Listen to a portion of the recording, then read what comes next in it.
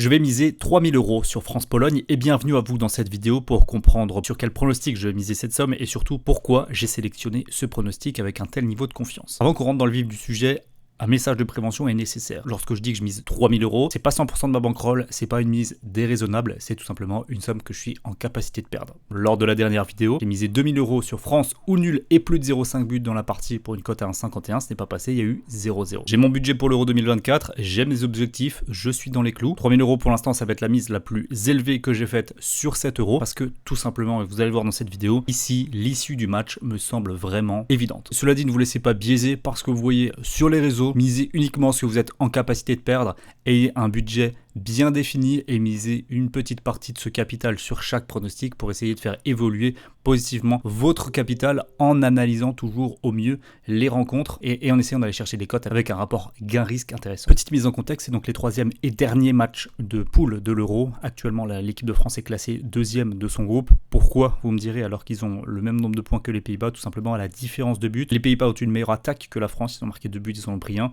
Et en cas de goal average exact et de nombre de points exact, c'est la meilleure attaque qui prend le pas. Donc pour l'équipe de France, l'enjeu est simple. Et c'est là l'un des plus grands avantages de miser sur ces troisième matchs de poule, c'est qu'on a déjà des enjeux importants. Ça va être encore plus facile après à partir des huitièmes de finale, quart, demi, etc. Mais là, ces troisième matchs de poule, pour les équipes qui ont de l'enjeu, on ne peut pas tricher. Soit on réussit une performance, soit on échoue. C'est pas comme les premiers ou les deuxièmes matchs où l'erreur est encore possible et où on est encore dans du calibrage.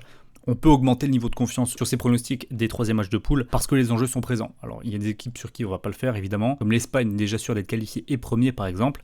Mais là, du coup, pour l'équipe de France, on n'est pas du tout dans ce cas précis-là, puisque pour prendre la première place, il va falloir faire un meilleur résultat que les Pays-Bas face à l'Autriche. Admettons que les Pays-Bas gagnent contre l'Autriche, il faudrait que l'équipe de France batte la Pologne par plus de buts d'écart que ce que les Pays-Bas ont gagné contre l'Autriche. Donc on a tout de suite une importance notable sur le fait de gagner ce match avec le plus de buts d'écart possible. Maintenant, il y a un danger. C'est que si jamais, durant le match, le staff de Didier Deschamps apprend que l'Autriche est en train par exemple de battre les Pays-Bas et que la France fait match nul contre la Pologne, il ne va pas y avoir la même intensité sur la fin de match pour aller battre les Polonais. C'est évident. Là, il y a un risque à prendre en compte. Deuxième chose, la Pologne, on le voit ici, 0 points. Différence de moins 3, défaite contre les Autrichiens, ne peuvent plus quitter la troisième place. Même en cas de défaite de l'Autriche, la Pologne est éliminée. Il n'y a plus aucun enjeu, ils ne peuvent plus espérer être meilleur troisième. Les Polonais, c'est terminé pour eux. Est-ce qu'on va avoir une équipe démobilisée? Au contraire, est-ce qu'on va jouer pour sauver l'honneur côté polonais? Ou est-ce que je pense que c'est une équipe qui va jouer décomplexée, qui va tenter des choses? C'est pas une mauvaise équipe, la Pologne, et j'ai vu des choses comme intéressantes sur le premier et sur le deuxième match. Après, il y a eu des temps faibles, très faibles. Quoi qu'il arrive, il y aura des occasions marquées pour les Bleus. Alors donc on résume, faire un meilleur résultat que les Pays-Bas, ok. Gagner par le plus d'écart possible en cas de victoire des Pays-Bas, d'accord. Les cotes. 1,29 pour l'équipe de France, 5,70 pour le nul, 9,95 pour la Pologne. La seule fois où il y a eu une cote aussi basse dans l'Euro, c'était Allemagne-Écosse, 5-1 score final.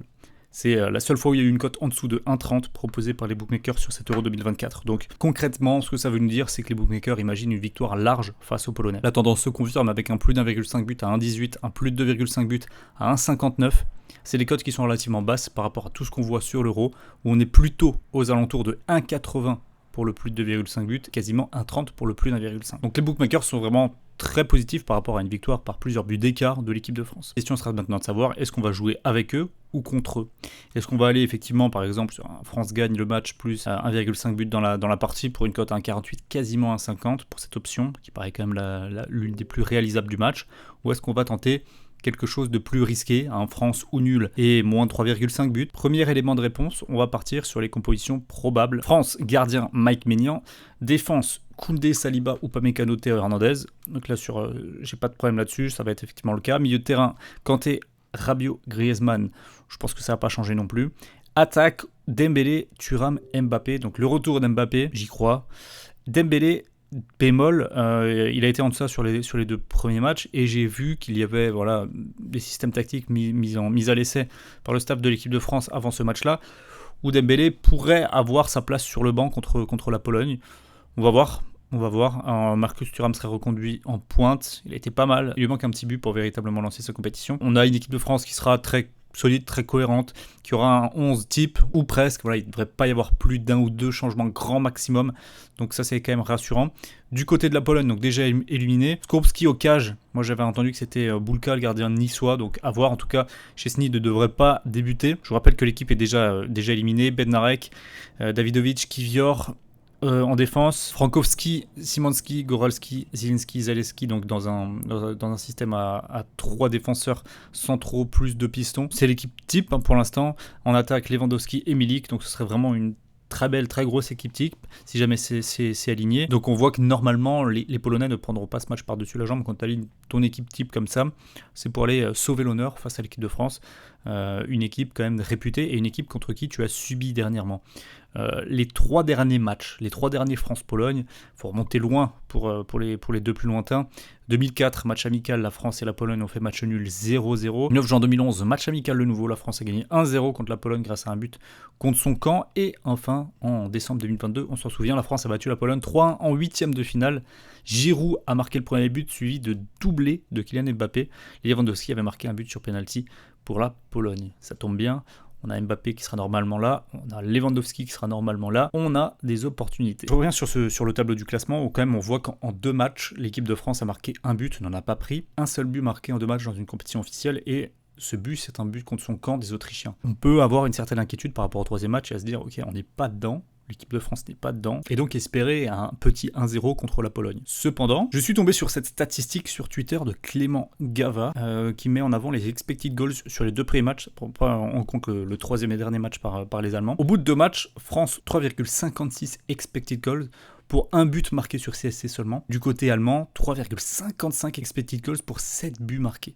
Donc ça veut dire que la France et l'Allemagne ont quasiment créé le même danger offensif, tous les deux, sur les 2 premiers matchs. Donc on a une équipe qui a mis 7 buts et l'autre qui n'a pas un buteur de son 11 de ses joueurs. C'est un CSC. Ça veut dire quoi? Ça veut dire tout simplement qu'il y a énormément de réussite face au but côté allemand, alors que de l'autre côté, l'équipe de France rate beaucoup face au but, a beaucoup gâché, mais en soi, la production offensive des 2 équipes est quasiment similaire. Et c'est vrai que contre l'Autriche, il y a énormément de gros ratés, je pense à Mbappé notamment, sur le 2e match face aux Pays-Bas, il y a énormément de très gros ratés également. Griezmann 2 fois, 2 énormes ratés, donc en réalité, si l'équipe de France bat l'Autriche 2-0 sur le premier match et 2-0 voire 2-1 les Pays-Bas sur le 2e match, on n'a pas du tout le même discours sur la compétition et pour autant, c'est ce qui aurait été mérité. Donc on peut relativiser et se dire que les buts, c'est comme le ketchup, ça met du temps à venir mais quand ça vient, tout arrive en même temps. Alors est-ce qu'on serait pas tout simplement ici sur un match référence de l'équipe de France ?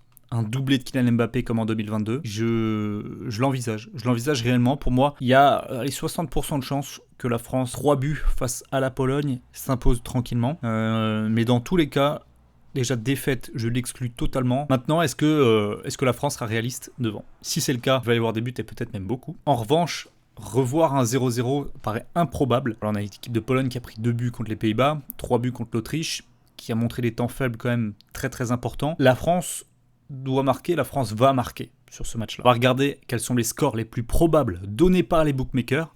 En numéro 1, on a une victoire 2-0 de la France. En numéro 2, on a une victoire 3-0 de la France. Et en numéro 3, on a 2 options, 1-0 France, 2-1 France. Donc que des victoires de la France, évidemment. Et sur des scores, somme toute, compris entre 1-0, 2-0, 2-1, 3-0. Donc une équipe de France qui marque entre 1 et 3 buts. Et à vrai dire, c'est exactement ce que je vois. Je pense que si jamais il y a résultat défavorable dans le même temps pour les Pays-Bas, ça peut rester sur un match avec pas beaucoup de buts. Mais dans le cas où il y a besoin de marquer des buts, je pense que la France répondra présent. Prendre un pronostic sur France-Pologne, ça veut également dire avoir son avis sur l'autre match, entre les Pays-Bas et l'Autriche. 2-1 pour les Pays-Bas, 3-65 pour les Autrichiens. Logiquement, les 2 équipes vont passer. L'Autriche, en ayant marqué 3 buts face à la Pologne, se donne quand même largement l'opportunité d'être meilleur 3e. Donc il n'y a pas un énorme enjeu sur ce match-là. Après, si on juge les 2 équipes, l'Autriche est tout à fait capable de poser des gros problèmes aux Pays-Bas. J'ai bien aimé leur match contre l'équipe de France, j'ai beaucoup aimé leur match face à la Pologne. Je suis moins convaincu par les Pays-Bas, mais ça reste une équipe très difficile à manœuvrer. Et avec plus de talent individuel, c'est incontestable que l'équipe d'Autriche. Donc tout est possible ici. J'aimerais également rappeler quelque chose. Il y a un vrai intérêt à aller terminer premier de cette poule, puisqu'on le voit sur les projections des tableaux des 8e de finale. Pour l'instant, avec la 2e place, la France affronterait la Belgique. Et surtout serait dans la même partie de tableau que le Portugal, que l'Allemagne, que l'Espagne, donc les 3 équipes les plus impressionnantes sur les phases de poule. Alors que si l'équipe de France termine première, elle irait jouer ici son 8e de finale. Pour l'instant, contre la Turquie et prendrait en quart de finale le vainqueur entre la Belgique et la Slovénie. Donc un quart de finale quand même somme toute abordable. Donc on sera tous d'accord pour dire une chose, il vaut mieux se retrouver dans la partie droite ici, haute des huitièmes de finale, que de l'autre côté. Clairement.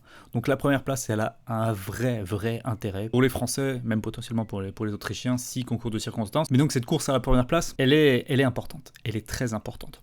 Et ça, Didier Deschamps l'a bien en tête. C'est pour ça que sur les compos probables, c'est l'équipe type qui sera alignée. Il n'y aura pas de cadeau fait aux Polonais déjà éliminés. Alors victoire France, oui. Je pense que peu importe le scénario de l'autre match, ça va être serré jusqu'au bout et les Pays-Bas pourraient s'imposer jusqu'au bout, donc je pense pas qu'il y aura de calcul par rapport à ça. Victoire France, oui. Maintenant, une cote 1,29, non. C'est un peu faible, même pour mettre 3 000 €. Ça ferait 870 € de gain, c'est pas mal. Et c'est pas assez. Ce que je pourrais faire, c'est mettre par exemple 2 000 € sur la France, 580 € si ça passe, et ensuite mettre 1 000 € sur une autre cote. Je pense que ça va se jouer entre France gagne et plus d'1,5 but à 1,48. Et pourquoi pas France gagne et moins de 4,5 buts à 1,64. J'ai pas envie de retomber dans le piège du 0-0 du match précédent, mais pour le coup, les scénarios sont quand même bien différents. La France a besoin de gagner, la France a besoin de se rassurer, a besoin de marquer offensivement, c'est très important pour la suite de la compétition. Et ça, Deschamps le sait très bien, c'est un entraîneur très pragmatique. On va dire qu'ici, tout est réuni pour que la France passe un gros score à la Pologne. Les Polonais étant déjà éliminés en plus. France gagne et plus d'1,5 but. Ici, ce serait tout de suite beaucoup plus intéressant. Avec 3 000 € de mise, il y aurait 1 440 € de gain. Je pense que je ne vais pas aller chercher plus loin sur ce prono-là. Je vais rester là-dessus. J'aurais voulu une cote quand même un peu supérieure à 1,50, mais pour l'instant, elle est proposée à 1,48 et mon choix restera sur celui-ci. Avant de valider le ticket, évidemment, je vais attendre qu'on soit un petit peu plus proche du match pour avoir les compos probables. C'est très important, je ne vais pas mettre 3 000 € comme ça, 24 heures du match sans toutes les infos. Donc la mise sera publiée dans mon canal Telegram. Pour tous ceux qui ne sont pas dans mon Telegram, rendez-vous en description ou en commentaire épinglé. Vous avez juste à cliquer, faire votre demande d'adhésion. J'accepte tout le monde, il y a plus de 60 000 membres. Ceux qui ne connaissent pas Telegram, c'est une application de messagerie dans laquelle vous avez une notification dès que j'envoie un pronostic. Donc c'est extrêmement pratique. Je vous encourage tous à rejoindre la plateforme, évidemment, c'est gratuit. Merci à tous d'avoir visionné la vidéo. N'oubliez pas de la liker et de me dire dans les commentaires si vous avez apprécié le contenu. J'essaie vraiment de vous expliquer mon choix, d'expliquer les différents enjeux. Et je pense que au final, c'est très clair le choix de mon pronostic par rapport à l'analyse que j'ai faite. Et a priori, on a toutes les cartes en main pour gagner ce pronostic. Gardez en tête que le sport reste une science inexacte et qu'on peut toujours être surpris, qu'il peut y avoir des faits de match, bref, plein de choses. Mais en tout cas, dans l'analyse, je pense que je ne peux pas faire mieux que ce que je vous ai dit ici. Donc, on se retrouvera sur Telegram pour la mise. Très belle journée à vous. Ciao, ciao.